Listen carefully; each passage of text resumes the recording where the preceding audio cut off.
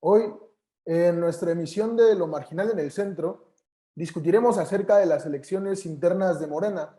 Y es que, ¿qué balance podemos hacer de lo ocurrido el fin de semana? ¿Qué posibles interpretaciones podemos sacar de ello? Para iniciar esta conversación, están con nosotros el doctor Gustavo López Montiel, doctor en Ciencia Política por The New Social for Social Research, profesor también en Ciencia Política en la Escuela de Ciencias Sociales y Gobierno del Tecnológico de Monterrey. Hola, doctor Gustavo. Gustavo, muchas gracias por aceptar participar en Lo Marginal en el Centro. Gracias por la invitación. Sí, también está con nosotros Aquiles Montaño. Él es vocero del Movimiento Antorchista en Puebla, analista político y maestro en letras iberoamericanas por la Universidad Iberoamericana. Hola, Aquiles, gracias por aceptar participar hoy.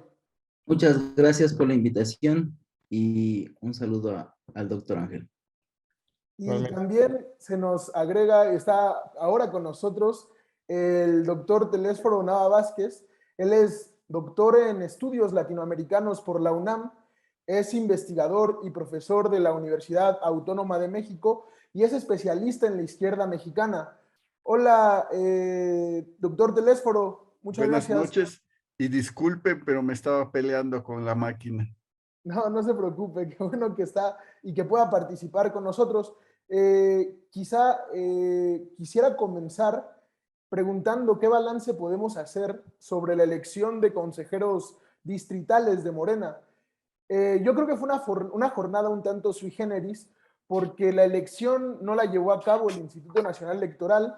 También estuvo marcada la elección, como se ha visto en las redes sociales, por una serie de irregularidades que han sido el tema central, digamos, en los medios de comunicación.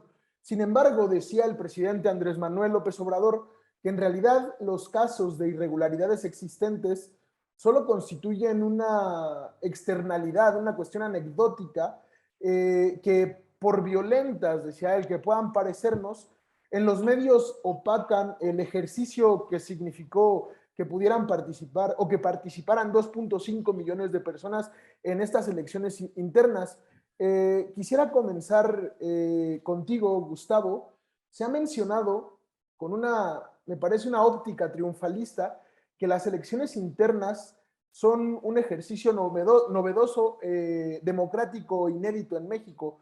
Pero tú, ¿cómo evalúas los procesos internos de Morena? ¿Se puede hablar, por ejemplo, de una verdadera militancia con los mecanismos de acarreamiento, de influyentismo? ¿Cómo observas tú esta jornada electoral interna de Morena?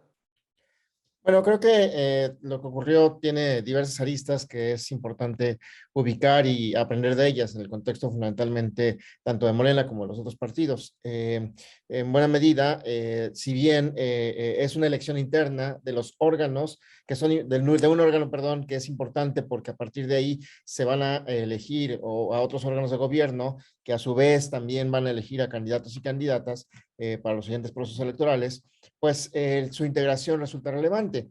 Bueno, y lo que vimos el domingo, en buena medida, el fin de semana en general, lo que muestra es, me parece, este proceso que tiene Morena todavía de crecimiento e institucionalización. En realidad, lo que vimos en los medios, pues no es un tema, me parece, generalizado a toda la elección. Se ubica, me parece, en algunos estados, en algunos distritos que el mismo presidente ha planteado. Hay, por ejemplo, personas dentro de Morena, militantes de Morena, que se encargaron precisamente porque habían sido, ellos dicen, excluidos de todo el proceso, se encargaron de documentar irregularidades y bueno, todavía habrá que ver cuál es el informe que dan y qué es lo que hacen con esa información en términos de pues lo que puedan hacer dentro de los propios órganos internos para tratar de anular, como dicen, o al final de cuentas invalidar algunas casillas o algunos distritos. Pero me parece que es que lo que vimos en términos de la afluencia de votación me parece que es un tema relevante no habíamos visto hasta este momento un partido que tuviera una influencia tan importante. El PRD, por ejemplo, no la tenía en ese sentido en sus propias elecciones internas. Obviamente eran otras reglas. En el PRD se reconocía pues la existencia de grupos, de tribus que se decían, pero bueno, ahora es un proceso pues hasta cierto punto abierto en el que participan pues muchos grupos, y al final de cuentas lo que vimos también es sí la necesidad y la intención de los grupos que controlan fundamentalmente las estructuras territoriales, y obviamente los gobernadores, gobernadoras, tratando de hacerse los espacios dentro del Congreso, porque al final de cuentas eso les da capacidad de negociación. Entonces, al final, creo que todavía falta, en el contexto de la configuración de Morena como partido político, pues consolidar reglas que permitan que estos procesos sean pues mucho más, no diría democráticos, ordenados, sino a final de cuentas que efectivamente hubiese una participación por parte de la militancia en ese sentido, y reducir pues obviamente la influencia de las dirigencias, que me parece que es complicado, ¿no? Pero creo que eso sería fundamentalmente lo que vimos el domingo. Doctor Telésforo, ¿podría explicarnos un poco, y para que a la audiencia le quede más claro, cuál es el objetivo de estas elecciones internas y cuál es su balance sobre la elección? Bueno, el gran objetivo estratégico, veremos ahorita en cuanto a delegados, era hacer un proceso democrático. Eso ha prometido Morena y su verdadero líder, actual presidente de la República, de que ellos iban a demostrar con hechos que eran y procedían de manera democrática. Eso, pues, fue una buena intención. La verdad, democracia no es que se quemen urnas, que se acarreen, que el acarreo fue muy generalizado, que hubo, no generalizado, pero sí otros actos de violencia, llegando a garrotazos, etcétera, etcétera. Eso en realidad no se ve. Y si se planteaban igualmente, y es algo que ha presumido Andrés Manuel López Obrador, de que iban a ser verdaderamente honestos, pues no se ve esa honestidad, hablando francamente. Ahora, que eligieron a los congresistas que van a ser en las 32 entidades, 100 por cada entidad, o sea, aquí en el Distrito Federal, 100, etcétera, etcétera, es clave. Estas elecciones internas, como era en el PRD, como me decía un líder, un capo, que era más bien en el PRD, ahí verdaderamente sacaban, porque yo les decía, fui a recorrer en una ocasión una elección interna en todo el municipio de Nezahualcóyotl. Uno de los capos fue mi alumno en el CCH Oriente, fue el primer presidente municipal allá, y en un momento me dicen, ¿cómo viste todo? Le digo, pues que es bastante marrano esto, ustedes superaron al PRI, es increíble. Y me acuerdo, me dio una lección que me responde uno de ellos, mira, mano, aquí se vale de todo, menos chillar. Y eso es lo que vimos en la jornada de Morena. Se valió de todo, lo mismo acarreaban candidato que le imprimió a sus huestes su nombre, porque ahí en ese lugar era requisito que escribieran el nombre completo, él se los dio en un pegoste para que directamente lo pegaran donde debían de poner el nombre. Y todo eso. Entonces, bueno, eso es lo que se hizo, y decía, son claves, como me decían allá los del PRD, porque dice, en las elecciones de este tipo sacamos a votar más gente que en la elección constitucional, porque ahí se está perfilando el poderío de cada banda, de cada agrupamiento. Según los delegados que se tengan, va a ser el peso que se tenga en el Congreso. Y de ahí la elección que se va a hacer del Consejo Nacional y del Comité Ejecutivo Nacional, que es el Consejo Nacional, la criba, la coladera, donde se va a ir definiendo de todos, que van a ser decenas, supongo, de candidatos a la presidencia, quién va a quedar. Es ese Consejo Nacional, y Bueno, entre otras funciones. De ahí que es importante, por eso la pelea es enorme. Y obviamente lo que se está viendo, que aquella práctica corporativa, que es una forma de hacer política en nuestro país, que es nuestra cultura, sigue vigente. Ahí está ese corporativismo clientelar con acarreo, con todo lo que vemos. Esa es una herencia. No le echemos toda la culpa al PRI. El PRI lo llevó a grados sublimes, pero eso viene en estudios que hay al respecto desde la época de la colonia. El porfiriato lo usó muy bien, etcétera, etcétera. Pero vemos, podríamos decir que cada político o institucional en su corazoncito lleva ahí una práctica de actividad corporativa clientelar. Sí, del prismo sociológico inmanente, digamos, del sistema político mexicano, un poco se hablaba acerca de eso. Aquiles, ¿cuál es tu balance sobre la elección interna de Morena? ¿Cómo lo viste tú? Muchas gracias. Creo que un partido político que se respete debería y poder realizar elecciones de sus consejeros, de sus dirigencias estatales y nacionales de manera pulcra y limpia. Y creo que en Morena eso no sucedió, que se trató de una guerra de poder al interior de Morena, en la que pelearon los grupos estatales que finalmente son parte de grupos a nivel nacional, es decir, que juegan un papel a nivel nacional y que ellos son los que se están disputando pues sí, los distritos electorales, son 300 distritos electorales y también los liderazgos a nivel estatal.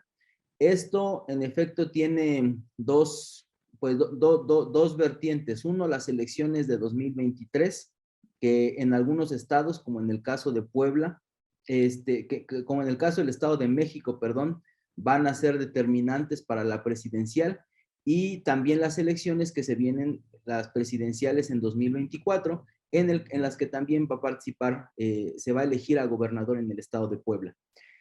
Creo también que las redes sociales, probablemente ahora que se pueden hacer virales muchas cosas, denunciaron muchos ciudadanos, en efecto, el acarreo de gente, las urnas incendiadas, la afiliación morenista en misericordia, ¿no? La llenadera de boletas también, el pago por votar por uno u otro candidato, las pláticas incluso que hubo con grupos que no son de Morena para que acudieran a votar por algunos delegados morenistas, y que todo esto va a repercutir en que el partido más nuevo de nuestro país, pues finalmente está copiando o es heredero de los vicios de los partidos políticos con los que se formó, es decir, que es el PRI, que como dijeron hizo sublime este tipo de cosas,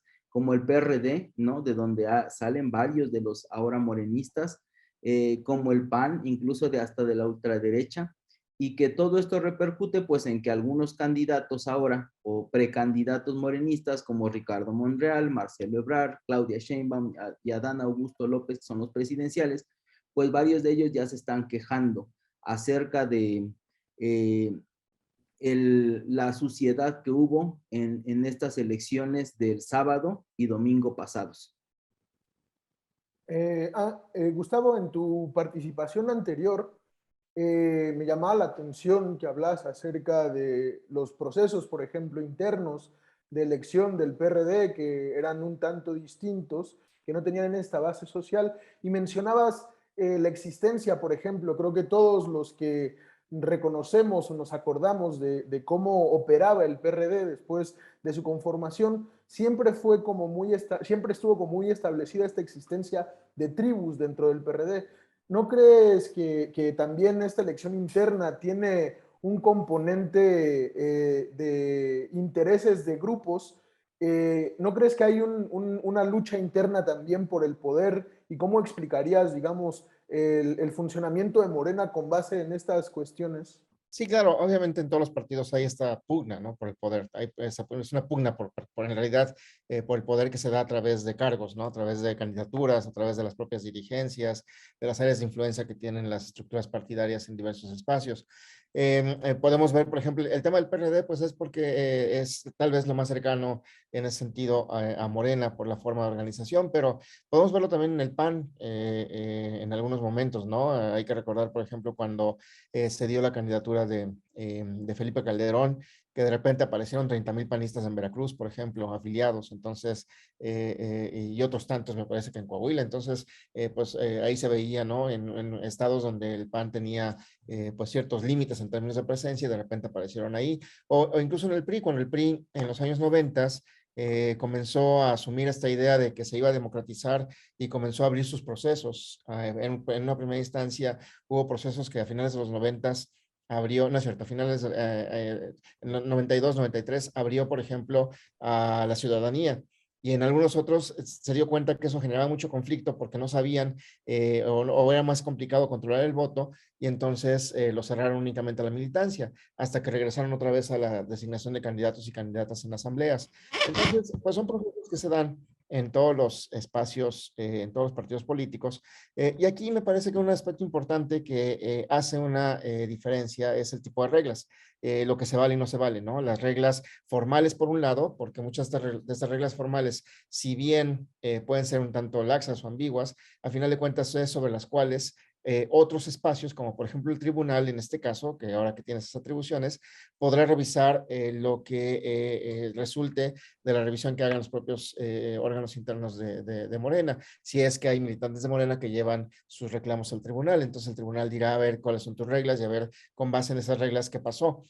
Pero pues obviamente también hay reglas no escritas, ¿no? Están todas estas reglas que se configuran en torno pues a los usos y costumbres que hay dentro pues de las estructuras partidarias, que no quiere decir que los usos y costumbres de un lado sean iguales que en otro, pero al final de cuentas eso también determina la competencia. Es por eso me parece que vimos en algunos lugares, por ejemplo, hubo lugares donde hubo más violencia que en otros, ¿no? O, por ejemplo, hubo estados en donde los gobernadores tal vez tenían más capacidad de control de los grupos y entonces la violencia se redujo. Entonces, pero me parece que eso es un punto relevante. Los partidos, en este caso, configuran reglas, tienen reglas, y esas reglas determinan hasta cierto punto el comportamiento de los actores. Obviamente hay actores que pasan por encima de esas reglas y obviamente, porque es lo que hacemos los seres humanos, ¿no? Tratamos de pegarle a la regla para configurarla de acuerdo a nuestros intereses, que es lo que vimos también el domingo. Pues me parece que estos procesos pues no son nuevos en el sentido estricto, cada partido tiene sus propios procesos, pero sí, obviamente hay una pugna interna y esa pugna interna me parece que se va a intensificar en los próximos años en la medida en la que comience a desaparecer o comience o la figura que le da homogeneidad a Morena en este caso, se vaya, ¿no? O decline, ¿no? O declive, perdón, entre en declive en términos de su presencia. Y ahí me parece que las reglas van a hacer lo que puedan hasta cierto punto mantener cierta homogeneidad o cierta cohesión en el contexto de Morena.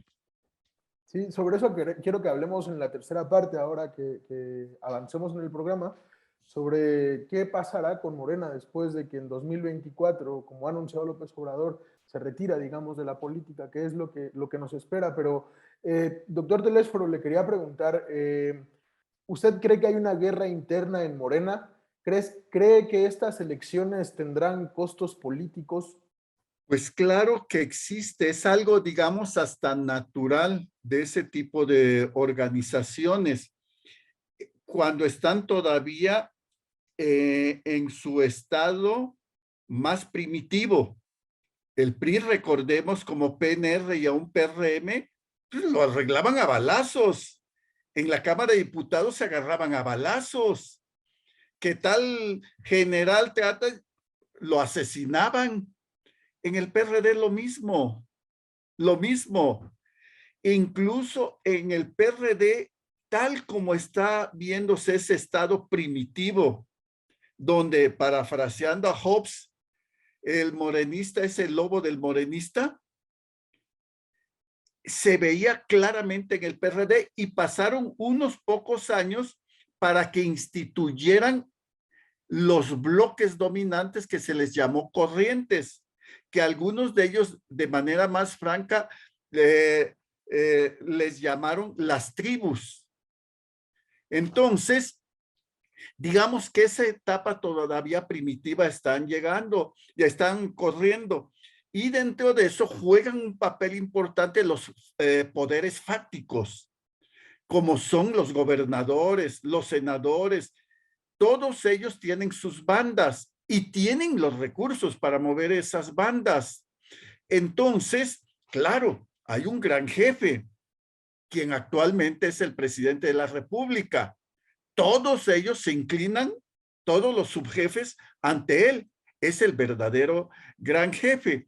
Entonces, esos agarrones que se dan es, como ya se ha dicho aquí, la forma que tienen para disputarse palmo a palmo el control de las instancias del partido, para poder controlar después las cuotas de cargos a elección popular, así como decía, de cargos a puestos, a responsabilidades internas.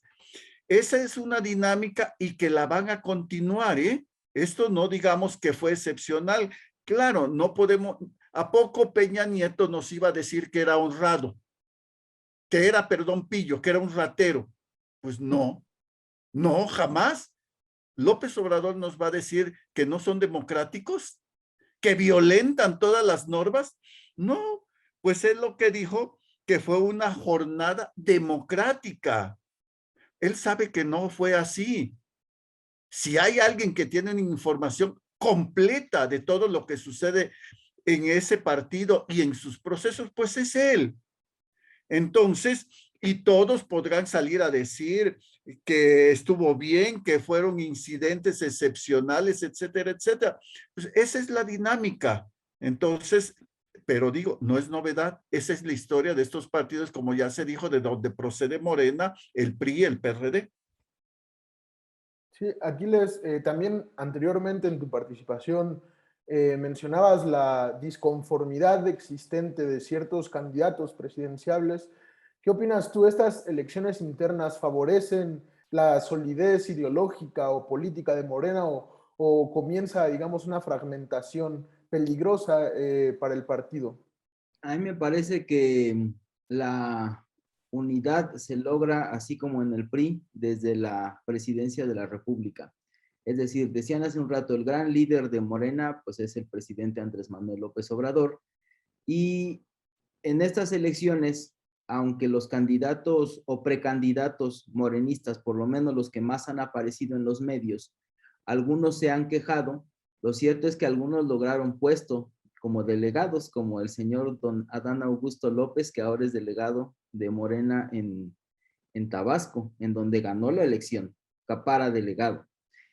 Y bueno, él no se queja, algunos sostienen que él es el candidato de Andrés Manuel López Obrador, pero lo cierto es que yo creo que el gran problema de Morena es que no hay una ideología que los una. Es decir, se trata de tribus de varios partidos políticos que en algún momento estuvieron en desacuerdo con porque no les dieron cargos en sus partidos políticos y se transformaron al morenismo, ¿no? Muchos priistas, perredistas, panistas también. Y todo eso logra que en Morena no haya pues una unidad ideológica y todo el proceso de esta elección morenista es la lucha brutal por el poder. Esta lucha brutal por el poder no solo tiene que ver con este proceso de elección de delegados. Por ejemplo, en el caso de Puebla, se debían elegir o se eligieron a 150 delegados. De esos, los medios reportan que el gobernador, es decir, el grupo de don Miguel Barbosa Huerta, ganó 116. El resto, 34, se los quedaron Nacho Mier, que es el jefe de los diputados morenistas a nivel nacional, y la exalcaldesa de Puebla, Claudia Rivera Vivanco. Estos representan a 3 grupos peleados en el estado de Puebla y los 3 grupos buscan la gubernatura. Algunos sostienen que el gobernador está tratando de hacer acuerdos con con Ricardo Monreal, ¿no? Y con Armenta. ¿Y cuál es el problema que tiene ahora con Nacho Mier, que finalmente es de los que apoyan la candidatura de el secretario de Gobernación, Adán Augusto López, y que ahora, después de que él pierde, después de que Nacho Mier pierde la votación por la reforma energética, le sacan una investigación por un desvío y lavado de dinero de 400 millones de pesos. Es decir, este pleito entre los morenistas no solo tiene que ver con elecciones, sino en algunos momentos va a llegar, así como sucedió en el PRI y así como ha sucedido en el PAN y en otros partidos, hasta que algunos de ellos puedan llegar al bote si es que no se someten. ¿A quién se van a someter?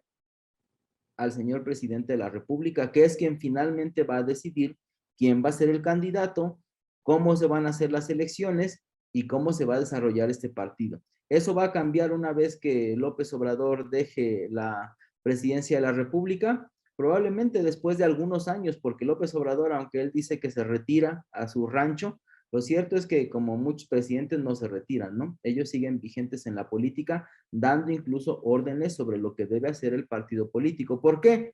Por un asunto muy sencillo y básico para todos los presidentes y para todos los gobernadores y muchos que ocupan cargo, que tienen cosas que les pueden investigar y que tienen que negociar, que es lo que le está pasando ahora al expresidente de la República, Enrique Peña Nieto. Sí, terminando el programa, quiero hacerles una última pregunta. Voy a considerar un poco de tiempo porque se nos acaba el tiempo. Quiero que sean lo más sintéticos, lo más breve posibles. Gustavo, ¿cuál es el futuro de Morena tomando en cuenta que en este ejercicio se ha demostrado que hay una enorme capacidad de movilización al margen del acarreamiento, no al margen, sino incluso paralelamente? ¿Qué podemos esperar o cómo ves la llegada de Morena rumbo a 2024? Bueno, creo que esto que vimos el domingo en términos de movilización y otros acontecimientos que hemos visto recientemente, pues dicen, los grupos ven en Morena o tienen un incentivo porque ven en Morena potencial electoral todavía. Morena es un partido, es una organización que tiene un potencial electoral. Me parece que todavía el año entrante, la elección presidencial también, seguramente. Y a partir de ahí, pues habrá que ver cómo se configura la correlación de fuerza una vez que haya un nuevo presidente, sea de Morena o no, o presidenta, y a final de cuentas, cuál sea la posición que tome el presidente López Obrador, en el sentido de que se asuma o se siga asumiendo como líder moral del partido y trate de mantener esa cohesión, pero al final de cuentas ese potencial electoral es por el propio presidente, por la figura presidencial. En la medida en la que esa figura no esté, ese potencial electoral de Morena me parece que va a disminuir y hará que muchos grupos, así como llegaron a Morena, se vayan de Morena buscando precisamente ese potencial electoral en otras organizaciones. Entonces, me parece que eso va a generar una estabilidad de Morena como partido y no como ese gran movimiento que vemos ahora, ¿no? En buena medida también lo que vimos el domingo, la afluencia, pues se da precisamente por los recursos que Morena tiene actualmente en términos de sus gobiernos. Entonces, pues habrá que ver cómo todo esto se configura en los siguientes años. Sí, doctor Telésforo, ¿cómo observa usted la llegada de Morena de rumbo a 2024? ¿Cree que estas elecciones internas fortalezcan o disminuyan el capital político que tiene Morena? Yo opino que esto es secundario. Lo importante es la gran operación política que se hace y se orquesta desde la presidencia. Teniendo con los recursos que tienen para liquidar opositores políticamente, para mover a sus corcholatas, corcholatitas, corchos, etcétera, a donde gusten, acarrear la gente que gusten, por ahí, digamos que no tienen problema. El problema va a ser ya el mero 24. Si ganan la presidencia, bueno, Ahí los poderes fácticos se van a fortalecer y tienen vida. Si no ganan, ahí sí, empieza la debacle completa de Morena.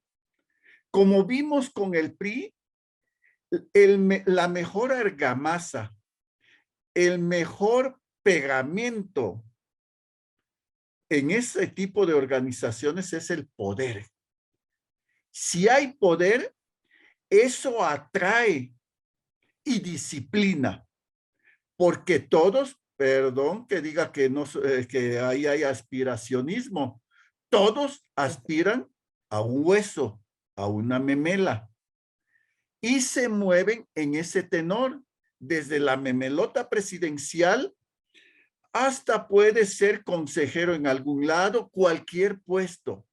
Entonces eso es, y claro, previamente se va a ver también la disputa por la candidatura presidencial. Ya vemos, el presidente tiene su predilecta y no la única. Vemos cómo le dio un fuerte revés a Marcelo Ebrard cuando este pidió piso parejo y la respuesta que le dio. Y no perdamos de vista a Adán Augusto. Ese, si en efecto, como se puede notar y se comenta en los sótanos de ese poder, Adán Augusto está siendo ya promovido bastante por el presidente. Pero entonces, ahí también lo que decía, a quiénes se va a favorecer, a quiénes se va a cortar, así como se echó de facto del Olimpo a ahí se me va el nombre del exgobernador de Zacatecas, Monreal. Ricardo Monreal. ¿Sí? A Ricardo Monreal se le arrojó del poder y sobre todo del paraíso presidencial. Se está alejando y periódicamente se le destierra temporalmente a giras, a Marcelo Ebrard, etcétera, etcétera. Todo eso va a ir influyendo, pero insisto, ganan o no ganan, y si realmente se logra consolidar una oposición que tenga un fuerte candidato y que les dispute el poder. Aquiles, para terminar, ¿cuál es el futuro de Morena a este paso? En el caso del 2024, a mí me parece que, en efecto, en el 2018, 30 millones de mexicanos pensaron que no había nada peor que el PRI, y ahora creo que muchos de esos millones también piensan que Morena ha superado al PRI. Hay muchos problemas, las muertes por COVID en México, aumento de la pobreza extrema, el desempleo, a la mitad de la población no le alcanza para comprar la canasta básica, los homicidios están desatados por completo, la migración a Estados Unidos, pero a pesar de todo esto, Morena ha seguido la política que inauguró el PRI con Carlos Salinas de Gortari a través del programa Solidaridad. Le ha entregado dinero a la gente y básicamente desde que inició el de Morena como en la presidencia de este país, ha estado incrementando el número de millones de gentes a los que cada mes les da un recurso económico. Y eso, desde mi punto de vista, se llama comprar la votación de manera anticipada. Es decir, muchos millones de mexicanos, a pesar del pésimo gobierno que hay, a pesar de los graves problemas que sufrimos, a pesar de la inflación y de todo lo que estamos viendo, van a votar por Morena porque Morena les da un recurso económico. Eso lo llevó, digamos, a la cúspide del PRI, pero Morena lo ha ampliado, lo ha agigantado.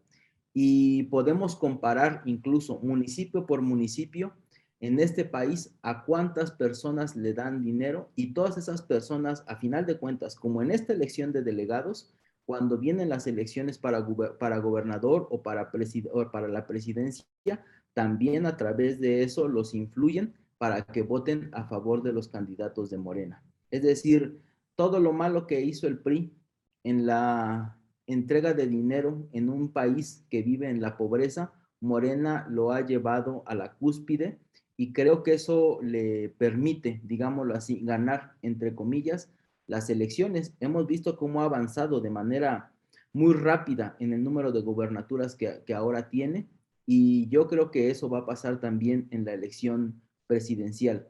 ¿Qué es lo que se necesitaría? Pues un partido de otro tipo, un partido que no tenga que ver con el PRI, con el PAN, un partido verdaderamente popular, que no tenga un problema de corrupción, que no tenga que andarse tapando los huecos que va dejando en la política, los delitos que va cometiendo, porque eso es lo que hacen todos los partidos y por eso se cuidan mucho de a quién le van a dejar el poder.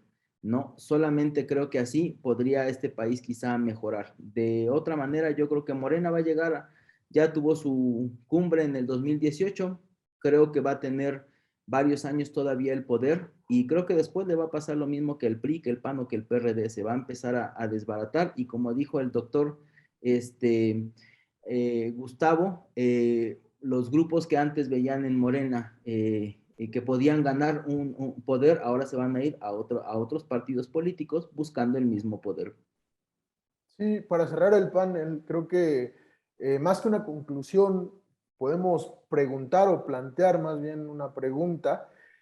Hay que preguntarse si están en el ADN de los partidos de masas en México, están presentes estos mecanismos coercitivos de agregación que impiden la actuación autónoma de los sujetos políticos y que condenan a que los representantes en las estructuras partidistas sean los mismos representantes de la misma clase política y que excluye liderazgos auténticos, emergentes, que pueden trabajar a ras del suelo y que tienen legitimidad. Esto ha sido todo por hoy en Lo Marginal en el Centro. Muchas gracias, doctor Gustavo. Muchas gracias, doctor Telésforo. Gracias, Aquiles, por participar. Gracias a todos los que Gracias por la invitación. gracias a todos los que sintonizan la transmisión. Nos vemos, ojalá que accedan a participar en otras ocasiones. Claro. Nos vemos en otras emisiones de Lo Marginal en el Centro.